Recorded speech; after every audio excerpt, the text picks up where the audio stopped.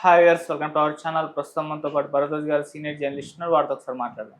Sir నమస్కారం. Sir నమస్తే అండి. కిరణ్ రాయల్ అండ్ లక్ష్మీ వివాదంలో లక్ష్మీ సంచలన ఆరోపణలు కిరణ్ రాయల్ పైన, పవన్ కళ్యాణ్ గారి పైన చేయడం చూస్తున్నాం సార్. అంటే పవన్ కళ్యాణ్ గారికి సంబంధించిన కొన్ని వీడియోలు పెన్ డ్రైవ్ లో కిరణ్ రాయల్ దగ్గర ఉన్నాయని అతను నాతో చెప్పినట్టుగా ఈమె మీడియా ముందు చెప్పడం చూస్తున్నాం. దానివల్లే ఈయన కిరణ్ రాయల్ టీడీపీని తిట్టినా, చంద్రబాబు నాయుడుని తిట్టినా, జగన్మోహన్ రెడ్డి తిట్టినా అసలు ఒక్క మాట కూడా తను సపోర్ట్ చేస్తూనే ఉంటాడు ఆ వీడియో కారణంగానని చెప్పేసి లక్ష్మి గారు అయితే ఆరోపించడం చూస్తున్నాం సార్. మరి నిజంగా ఈమె ఆరోపణలో నిజముందా? మరి ఇష్యూ ఎక్కడికి వెళ్తుంది? మీరేం చెప్తారు సార్ దీనికి సంబంధించి? అంటే పెన్ డ్రైవ్లో వీడియోలు, హార్డ్ డ్రైవ్లో వీడియోలు అనే మాట ఈ మధ్య కాలంలో చాలా పాపులర్ అయింది. ఏది మస్తాన్ సాయి పుణ్యమా అని. అవును. సో ఆ నేపథ్యంలో ఈవిడ కూడా ఆ దిశగా ప్రయాణించినట్టుగా అర్థమవుతోంది. అంటే ఆయన వీడియోలు ఈయన దగ్గర ఉండే అవకాశం ఏముంది? అసలు వీడియోలు ఎలా లీక్ అవుతాయి? దేనికి సంబంధించిన వీడియోలు? పొలిటికల్గా ఆయన ఏదన్నా స్టాండ్ మార్చుకుంటూ ఏదైనా పర్సనల్ లెవెల్లో మాట్లాడిన వీడియోలా? అవి ఎలా షూట్ చేస్తారు పర్మిషన్ లేకుండా? అంటే అది క్రైమే. అతను వీడియోస్ రివీల్ చేసినప్పటికీ అది క్రైమే.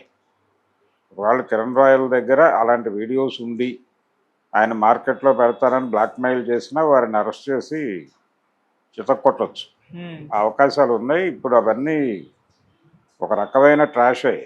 ఏదో బెదిరిస్తున్నారు, అలాంటి వాటికి కూడా ఎవరు భయపడే పరిస్థితుల్లో లేరు. ఇప్పుడు రిలీజ్ చేసిన మరుక్షణం మేము కేసు బుక్ చేస్తాం, మా ప్రైవసీని ఇబ్బంది పెడుతున్నావు నువ్వు అని కేసు పెట్టేసి అతన్ని కస్టడీలోకి తీసుకోవచ్చు, అవి డిలీట్ చేయించవచ్చు.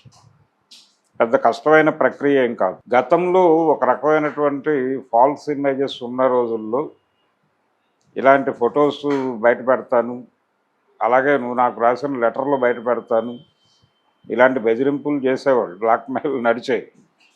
కానీ అన్ని సందర్భాల్లోనూ అన్ని కుదరవు. పైగా ఇతను పొలిటికల్ పార్టీలో ఉన్నాడు, పొలిటికల్ పార్టీ పబ్లిక్ లైఫ్లో ఉన్నాడు. పబ్లిక్ లైఫ్లో ఉన్నవాడు ఒకసారి క్రిమినల్గా, అది కూడా పార్టీ నాయకుల్ని బ్లాక్మెయిల్ చేసే కల్చర్ ఉన్నటువంటి క్రిమినల్గా ఎక్స్పోజ్ అయితే వాడి జీవితం పొలిటికల్ ఏరియాలో ఎండ్ అయిపోతుంది.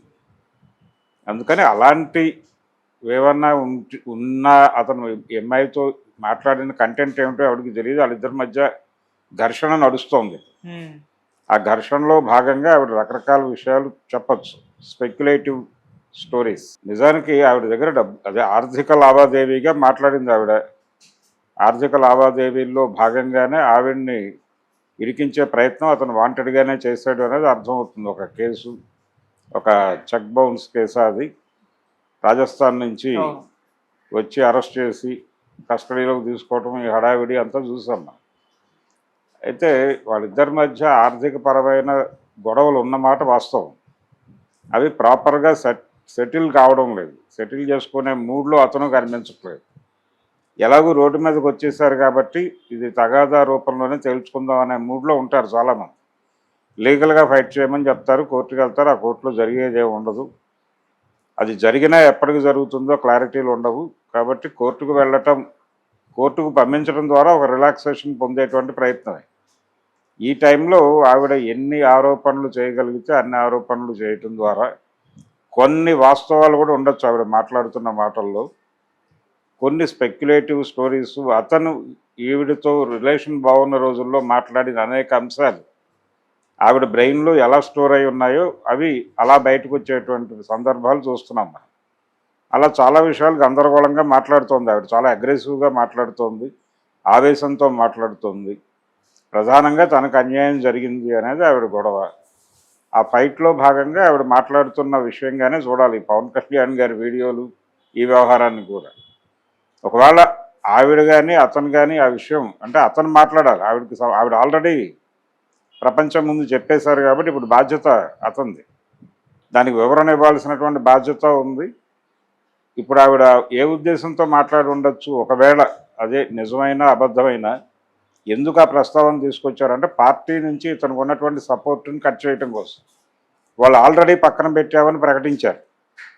ఈ వివాదం తెగే వరకు ఇతన్ని ప్రధాన బాధ్యతల్లో మేము చూడదలుచుకోవడం లేదు అన్న పద్ధతిలో వాళ్ళు ఆల్రెడీ ప్రకటన చేస్తారు. కాబట్టి ఇప్పుడు కొత్తగా వాళ్ళ నుంచి ఏదో ఆశిస్తోంది ఈవిడ అనుకోవడం కాదు.